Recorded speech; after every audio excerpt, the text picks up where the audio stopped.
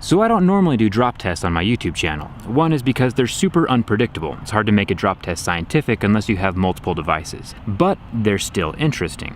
So when Anker reached out to me and said, "Hey Jerry, we want to sponsor a drop test. We have a new case coming out called Carapax. We want to put it on one of your phones and see how the iPhone handles a drop." So today that's what we're gonna do. We're gonna drop test 2 iPhones. One's gonna have the Carapax case from Anker on it, and one is gonna be naked. And we'll see how durable Apple's new iPhone glass really is. Let's get started.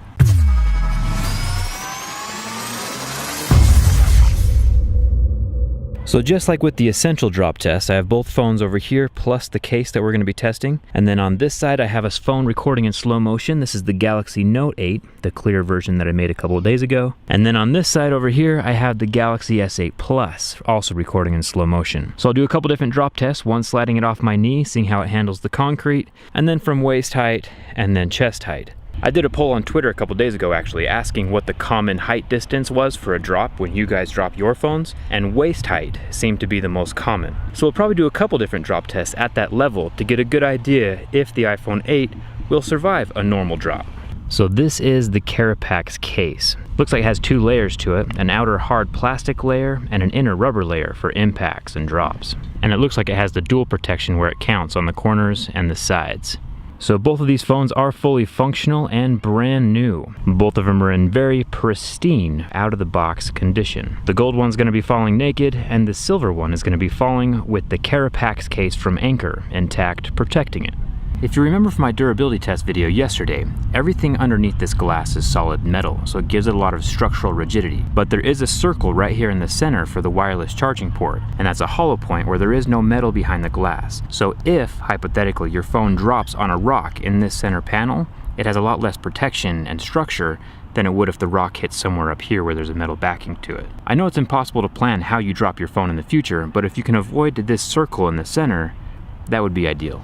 One more thing is that if you look at the back corner right here along the edge, there's a plastic ring around the inside of the metal, and this will give it a little more cushion against drops and impacts. Apple paid a lot of attention to this design. There's also a little bit of plastic right here along the edge of the screen, and that'll give it some cushion because glass is really hard and metal's really hard, but plastic has some give to it. So as long as there's a cushion layer between the 2 hard materials, it should last a little bit longer in a drop. But I think we've done enough talking, and it's time to get dropping. All right, so both cameras are rolling and we are just going to stand up.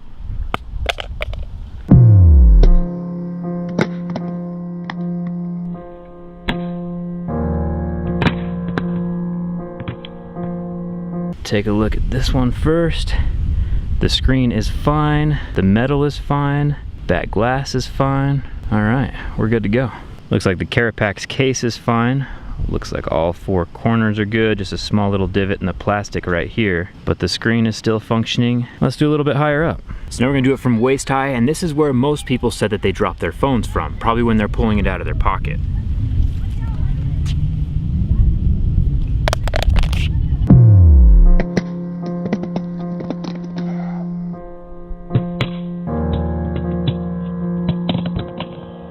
So looks like the back panel is fine so far. We have some small dings up here in the top of the corner, but the screen is still fine, which is good, and the back glass is still fine. With the Carapax case, the front is still fine. Obviously, that's probably the only part that's not protected. So as long as there's no rocks that penetrate the glass, I think we're still good. The corners are still good. Having a case with a hard plastic corner and the rubber underneath with the 2 layers of protection is a good thing. Let's do another waist high drop.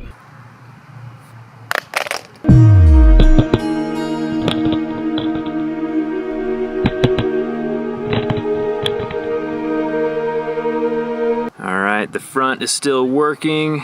There's some little damage on the corner there. The glass is still good. And on the Carapax from Anker, little damage on the plastics, but that's probably normal. You know, concrete and plastic don't mesh well together. But it's still better, the plastic of your case, than the metal of the phone. Let's go again from waist height. We'll do it 2 more times. We'll drop it directly on the side like this.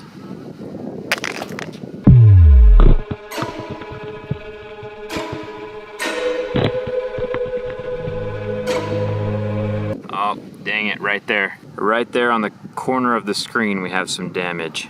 The screen still functions though, but it cracks all the way from the home button over here to the edge of the glass. The metal's a little bit scuffed up on the side, but the carapax is still fine. The screen is working, and that's about what we expected. A case is gonna protect a phone against drops. Way better than no case. Since this phone is already broken, we'll do it from the back, face down, and we'll do it from about chest high.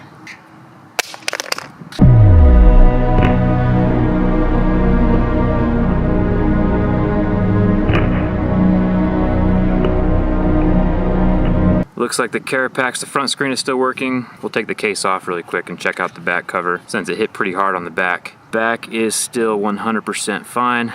Let's check out the gold one. We have a lot more damage on the screen, but that's probably because the glass was already compromised in the last drop. And then the back, also roasted.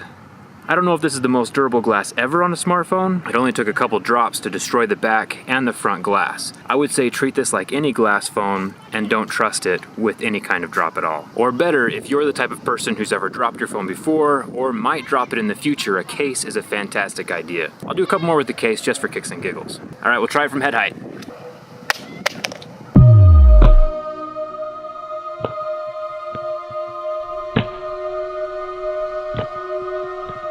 Head height, everything is still good.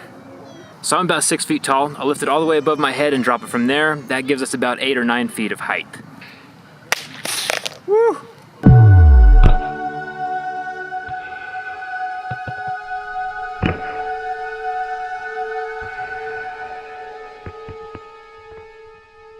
So we dropped it from about 9 feet. The back of the case is pretty hashed, but the point of the case isn't to have a pretty case. The point of a case is to have a pretty phone. And the back is still fine, and the front is still fine. We'll see if it still works.